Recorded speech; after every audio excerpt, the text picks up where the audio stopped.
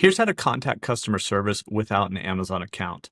So if you're trying to get a hold of someone at Amazon within their support team, but you don't have an account or you're not able to get into your account, there's a landing page for that. I'll leave a link in the description that will take you straight to this page.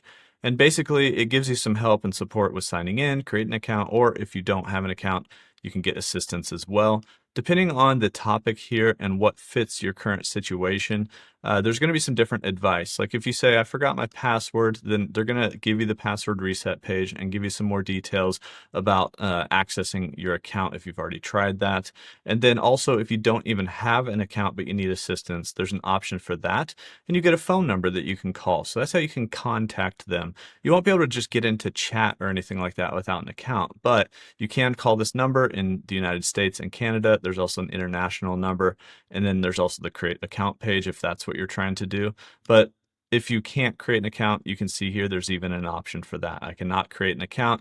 They give you a support number to call, and basically that's how you can contact Amazon customer service even if you don't have an account or if you're not able to get into your account.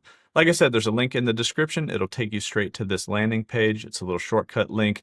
That's how you can contact Amazon customer service without an Amazon account.